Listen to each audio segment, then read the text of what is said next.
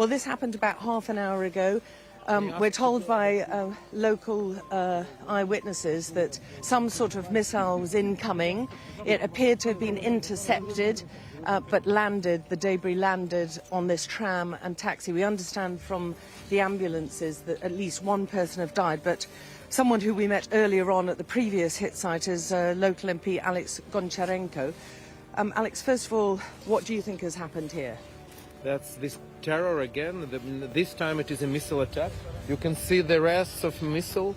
Once again, absolutely civilian area, like the first place. And no quite close, object. right? It's only about 3 kilometers away from the residential apartments? Yes. Probably it is one battery of things like this, I don't know.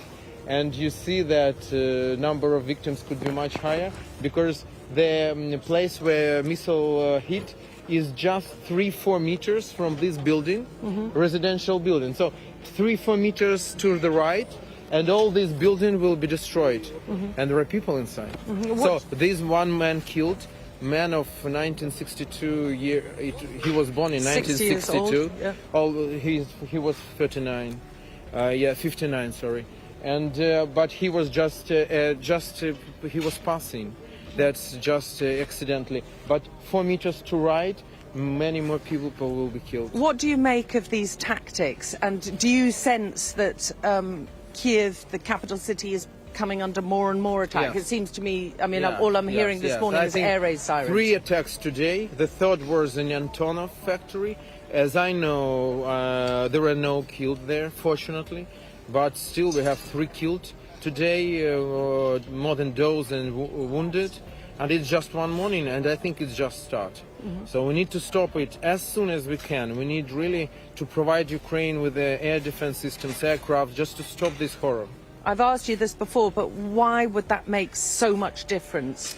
Because it's people's life. It's hundreds of people who will be saved if we will be provided with air defense aircrafts just for our army to help and to defend people. And also that's happened here in Kyiv. If we will not stop Putin, tomorrow it will be Warsaw. Tomorrow it will be Riga. And I don't know what will be next.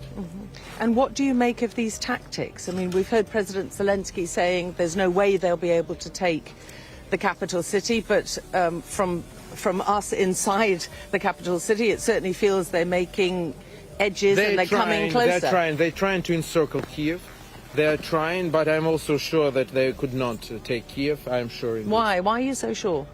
Because I believe in our army and in our people. I know. Belief is good, but practically they look like, even if they don't take Kyiv, the city, they're pummeling it already. This they can do, yes. They can destroy it, yes. But they cannot take it. I am also a member of Civic Guard. We have dozens of thousands of people just in Kyiv in Civic Guard. And if they will penetrate the city, we will make hell here for them. So they could not take Kyiv. But they can destroy it. It could be hell for you too, though. It is already hell for us.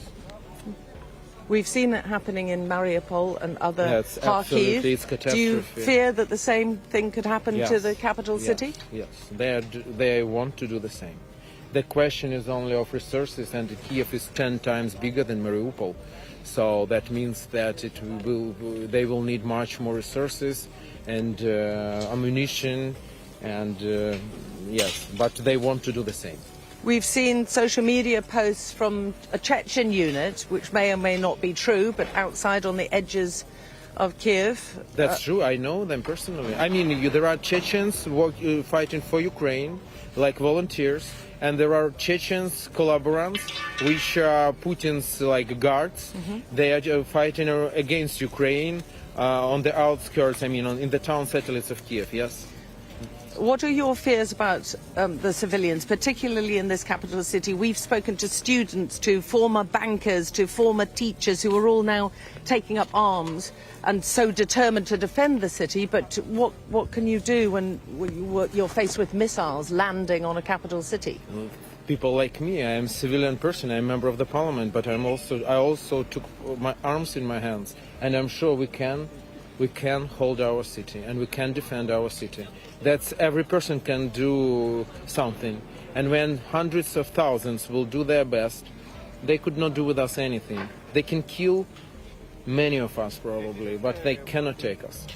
I understood from some of the capital city's administrative officials that if the capital is put under siege, they've got about 2 weeks' worth of food supplies. And we know that the Russian military is targeting the food supply chain. How worried are you about that? The day before yesterday, I was in Brovary, where they attacked just food warehouses. That's these genocide tactics.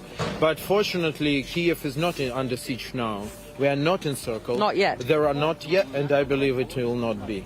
Okay, great. Thank you very much, sir. Thank you, Alex. Hope to see you again later. So there you are, a scene of another scene in a capital city that has really come under attack this morning. 3 just this morning. Dozens and dozens and dozens of civilians terrorized, but still remarkably showing a great deal of resilience.